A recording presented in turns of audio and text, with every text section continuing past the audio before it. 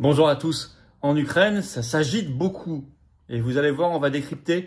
Trump et Poutine jouent et sont en train de dégager Zelensky. Et l'Ukraine, militairement, est en train de s'effondrer. Ça s'est accéléré ces derniers mois, et notamment en juillet. Chiffres officiels, on va en parler. Avec beaucoup d'agitation, les sous-marins, les menaces, les ultimatums, on va en parler. Il y a beaucoup de spectacles pour en réalité aller vers ce qui est inéluctable, c'est-à-dire qu'il faut tenir compte des réalités, du réel, on va en parler ici, et la France doit se retirer de cette affaire pour être une force de paix. Car c'est maintenant que ça se joue. Se retirer de cette affaire, ça veut dire plus un euro, plus une arme, et évidemment pas un soldat français en Ukraine. Être une puissance libre, sortie de l'OTAN et de l'Union européenne, qui défendent sa voix, ses intérêts nationaux, et la paix dans le monde. C'est ça le combat que doit mener la France libre, et c'est le combat que mènent les patriotes. Alors Zelensky prend mal tout ça, il s'énerve, mais il y a contre lui des manifestations inédites, massives en Ukraine, contre la guerre maintenant, les plus grosses depuis le début de cette affaire en février 2022. Vous allez voir ça, et Zelensky, ça le rend fou. Mais c'est ça qu'il se passe en ce moment. Cette vidéo est très importante, vous allez apprendre beaucoup de choses concrètes, merci de la partager partout. Elle doit faciliter la France libre et la paix. C'est ce combat-là. Pour la partager, merci de vous abonner à cette chaîne YouTube par un petit clic sur le bouton s'abonner. C'est un clic gratuit pour vous, c'est tout. Vous cliquez, hop, plus vous êtes abonné à la chaîne, plus les vidéos vont toucher du monde. Et on va se battre plus nombreux, plus vigoureux, plus fort. Et on gagnera. Donc, merci à vous pour cet abonnement à la chaîne, le petit clic gratuit. Samedi 13 septembre, vous savez, c'est les assises de la souveraineté d'Arras.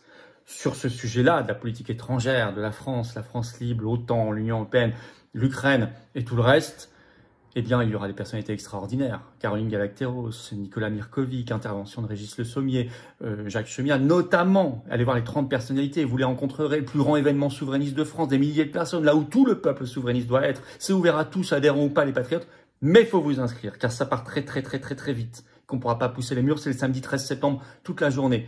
Le lien pour s'inscrire pour Arras est sous la vidéo en description. Ne tardez plus, faites-le maintenant. Évidemment, je vous attends aux patriotes. Évidemment, si vous êtes comme nous attachés à la paix, à la France libre, sortie de l'OTAN et de l'UE, à défendre nos intérêts nationaux, pour nous et toutes les générations qui viennent après nous, ne pas laisser un monde dans la guerre, mais un monde de paix, une France en paix et libre, respectée, prospère, en sécurité, souveraine, il faut venir maintenant dans le plus grand mouvement de résistance, le plus grand mouvement souverainiste de France qui s'appelle les Patriotes. C'est maintenant qu'il faut venir, pas demain, pas à la rentrée, pas à Noël, pas à la Saint-Valentin. C'est maintenant que tout se joue, vous le voyez bien, on le sent tous, on le voit. C'est un moment extraordinairement important. J'ai besoin de vous. Nous sommes un mouvement indépendant, anti-oligarchique, qui n'a pas un centime de subvention publique, rien, ni d'aide des banques, et qui fait beaucoup de choses à Arras et tout le reste, parce que vous êtes là très nombreux. On est organisé en métropole, outre-mer, à l'étranger. Vous pouvez nous rejoindre partout. Vous pouvez donc adhérer ou réadhérer aux Patriotes dès maintenant par le premier lien sous la vidéo en description. Vous pouvez faire un don au mouvement. C'est le deuxième lien sous la vidéo en description. Il est là. Ça permet de financer nos actions comme Arras et tout le reste. Les procès contre von der Leyen, les manifs, les tracts, les affiches, tout. Sinon, on ne peut pas, on n'a pas de financement public. Les liens pour adhérer, réadhérer ou faire un don sont également sur le site les-patriotes.fr. Et tout ça, en plus, fait baisser vos impôts, puisqu'il y a 2 tiers de défiscalisation pour vous, sur chaque adhésion ou don aux Patriotes. Bah, profitez-en, faites pas ce cadeau à Bayrou, au fisc. Gardez l'argent pour vous, faites baisser vos impôts et aidez un mouvement indépendant qui se bat. Bravo aux donateurs, aux réadhérents, bienvenue, aux nouveaux adhérents patriotes. Allez, on y va. Ce qui se passe en Ukraine doit être décrypté intelligemment. Il y a beaucoup de théâtre en ce moment, notamment de la part de Trump. Et moi, je pense très bien savoir ce qu'il veut faire. C'est-à-dire qu'il ne veut pas être accusé de lâcher l'Ukraine. Donc, il montre les muscles verbalement ou symboliquement par rapport à la Russie en ce moment. Il y a beaucoup de spectacles. D'ailleurs, Poutine n'a pas l'air dupe du tout vu ses réactions.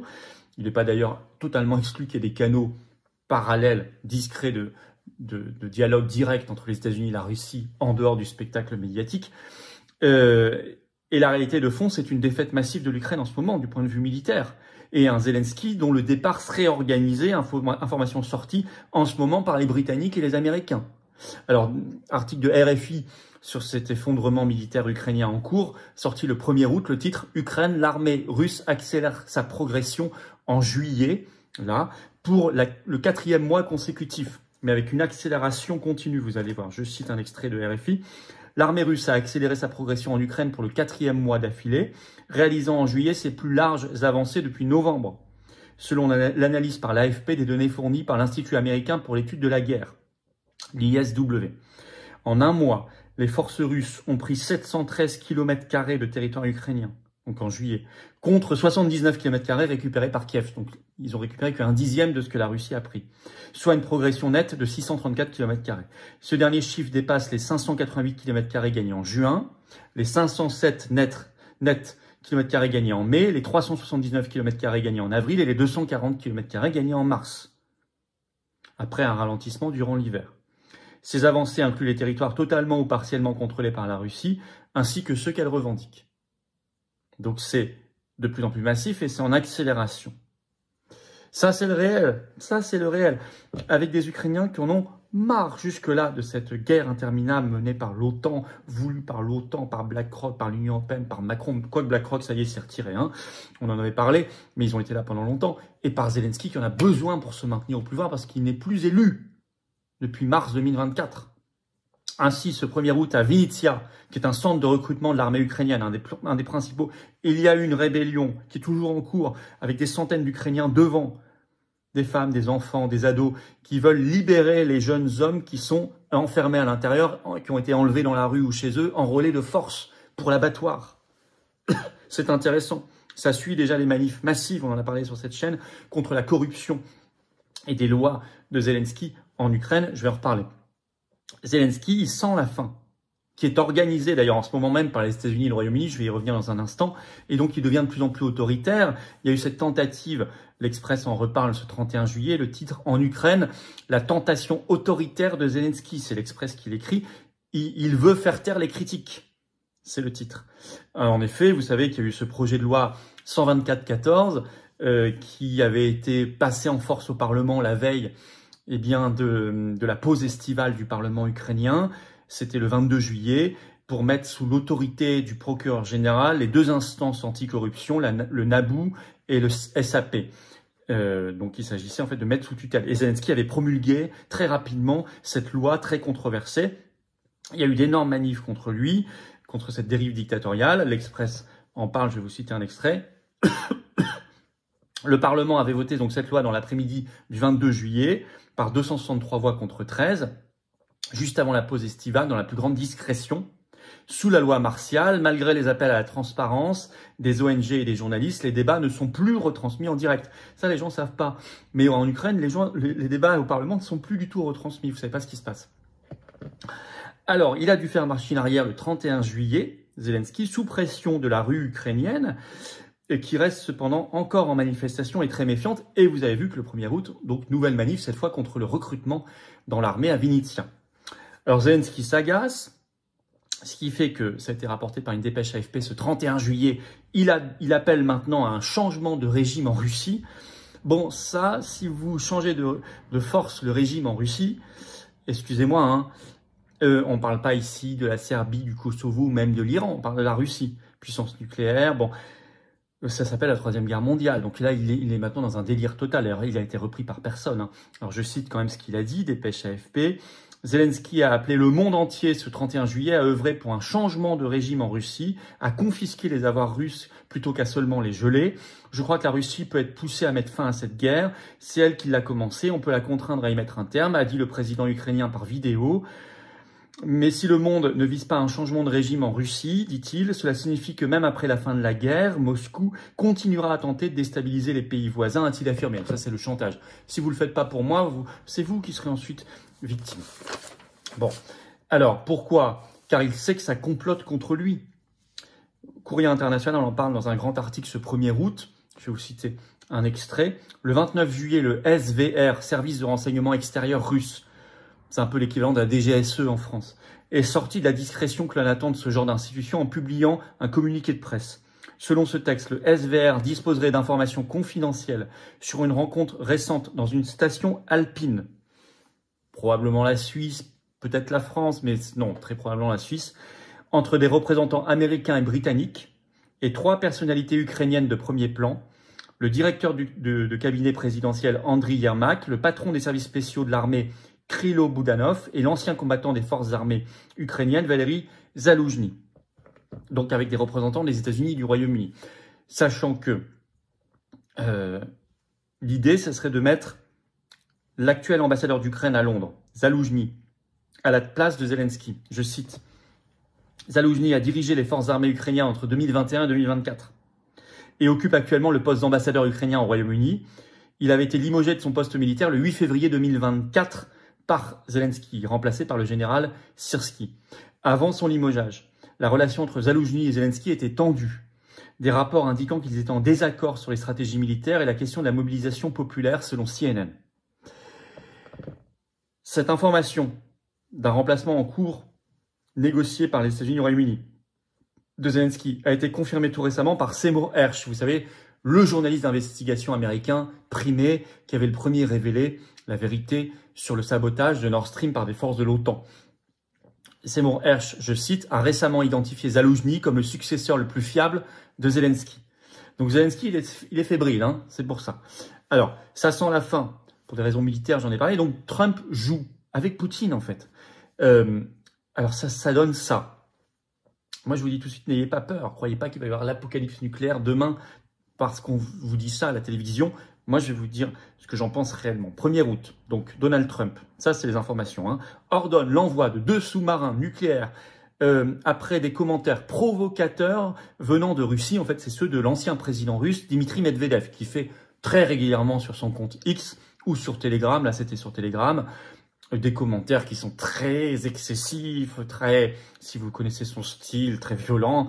C'est pas du tout nouveau, ça fait des années qu'il fait ça, il l'a déjà fait contre les États-Unis, etc. Et là, Trump a pris prétexte de ça, il a indiqué sur son réseau Truth Social qu'il envoyait donc 2 sous-marins nucléaires. D'abord, là on sait que c'est un peu du jeu, de la blague, c'est que vous n'avez pas besoin d'envoyer... Il y a déjà les sous-marins nucléaires américains qui sont dans la zone, premièrement. Ensuite, vous n'avez pas besoin de les envoyer aussi proches. Un sous-marin nucléaire, il peut attaquer très loin. Donc en réalité, tous les commentateurs un peu informés ont tout de suite vu que c'était un peu du bluff. Alors il y a aussi son ultimatum à Poutine pour la paix. D'abord, c'était 50 jours, ça a été ramené à 10 ou 12 jours. Et puis normalement, je vous assure que Trump, il s'en fiche un peu des commentaires de Medvedev. Là, ça sent le prétexte. Alors, d'ailleurs, Poutine semble bien informé parce qu'il n'y prête pas vraiment attention. Et il a répondu, en fait, il n'a même pas répondu. Et le Huffington Post l'a décrypté le 1er août, le titre « Guerre en Ukraine, les premiers mots de Poutine après l'ultimatum américain ne vont pas plaire à Donald Trump. » Parce qu'en fait, il s'en fiche. Et il s'en fiche parce qu'il sait la réalité. Alors, je cite ce qu'ils écrivent dans le Huffington Post. « Poutine a assuré ce 1er août vouloir une paix durable en Ukraine, tout en affirmant que les conditions de paix proposées par Moscou, à savoir que Kiev cède des territoires, renonce à l'OTAN, restaient inchangées. Nous avons besoin d'une paix durable, stable, sur de bonnes bases, qui satisferait à la fois la Russie et l'Ukraine, a déclaré le président russe lors d'une rencontre avec son homologue biélorusse, Loukachenko. » Donc il n'a rien changé à son discours ni à son attitude. Il avance sur son chemin. Voilà. Alors Trump, vous savez, moi je suis quelqu'un qui... J'essaie d'être toujours pragmatique sur Trump. Trump, il n'a pas été élu pour nous, c'est pas lui qui nous sauvera. Moi, j'ai toujours dit, c'est le peuple français qui se sauvera lui-même. Il est élu pour les Américains et pas pour nous.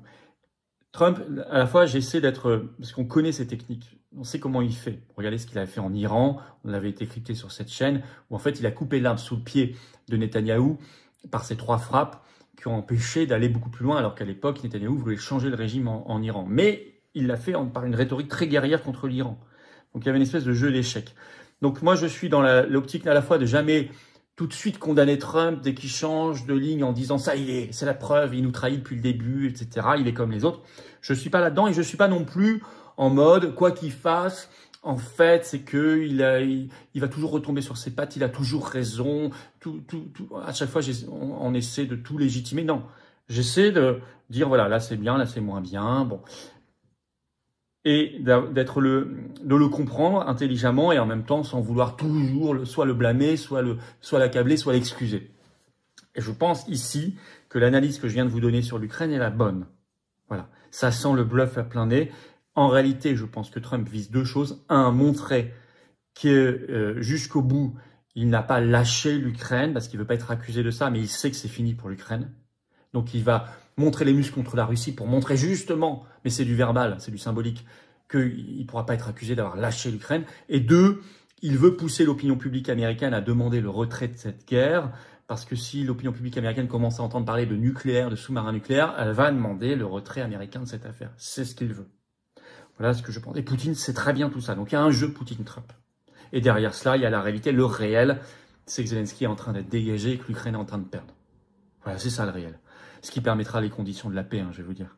Alors, il va donc encore sans dire, sans faire beaucoup dans les prochains jours, les prochaines semaines, les prochains mois. Vous allez voir, il y aura beaucoup de bulles, beaucoup de théâtre. Il faut, s'il vous plaît, garder la tête froide. Je ne change pas de discours depuis le début. Je l'ai dit dans toutes les manifestations. N'ayez pas peur. Gardez la tête froide. Le réel, il est là. Le réel, lui, il est là. Zelensky très contesté, l'Ukraine perd, l'OTAN a perdu. Ça, c'est le réel. Et donc la France doit sortir de ce bourbier avec le moins de dommages possible. Donc pas un euro, pas une arme, évidemment demain, pas un soldat français là-bas. Force de paix, force de dialogue avec tout le monde, dont la Russie. C'est ça la France libre. Sortie donc de l'OTAN et de l'Union européenne. C'est le programme, le projet, le combat des patriotes concrets. Merci de partager la vidéo, pour ça vous abonner à cette chaîne YouTube. Un petit clic gratuit sur le bouton s'abonner aidera énormément à cela, à une meilleure visibilité de ces vidéos et de ce travail. Merci d'avance. Et samedi 13 septembre, on reparle de tout ça avec des gens formidables, je vous en ai cité, et tant d'autres, 30 personnalités que vous pourrez rencontrer, des milliers de participants. Le plus grand événement souverainiste de France, c'est là que doit être le peuple souverainiste, c'est les assises de la souveraineté d'Arras, samedi 13 septembre. Inscrivez-vous dès maintenant, tardez plus, ça part très vite, par le lien sous la vidéo en description. Et évidemment, je vous attends aux patriotes. Et évidemment, le combat pour la paix, regardez la colombe, elle est sur notre carte orange d'adhérents. C'est là qu'il faut être, dans le plus grand mouvement souverainiste et de résistance de France, qui est tout le temps dans le rassemblement et dans le combat concret. Nous, on lâche pas l'affaire. Or, qu'est-ce qu'on est attaqué par le système? Et on n'a pas de financement public, pas un centime de subvention. On finance et on organise à 100% à Arras, par exemple, comme toutes les manifs, comme tous les événements, mais on invite tout le monde. Aidez-nous à faire tout ça, par une adhésion, une réadhésion ou un don au mouvement indépendant qui n'a pas de financement public ni d'aide des banques. Vous pouvez donc adhérer ou réadhérer, venir défendre des belles valeurs, des beaux combats, apporter votre force, rencontrer des gens qui pensent comme vous près de chez vous. C'est ça, adhérer ou réadhérer aux Patriotes par le premier lien sous la vidéo en description. Ce lien est également en commentaire épinglé, une petite fiche sur l'écran maintenant et dans quelques secondes un lien sur l'écran. Facile. Faire un don au mouvement, c'est le deuxième lien sous la vidéo en description. Et les liens sont aussi pour faire tout ça sur les-patriotes.fr, notre site. Et tout ça fait baisser vos impôts. Il y a 2 tiers de défiscalisation pour vous sur chaque adhésion et adhésion don. Pour les jeunes et ceux qui ne payent pas d'impôts, il y a le tarif social à aller voir sur le site en plus. Pour les autres, faites baisser vos impôts. Profitez-en. Faites pas ce cadeau à Bayrou et à Macron. Bravo aux donateurs et aux réadhérents. Bienvenue. Aux nouveaux adhérents. Patriotes. Vive la France.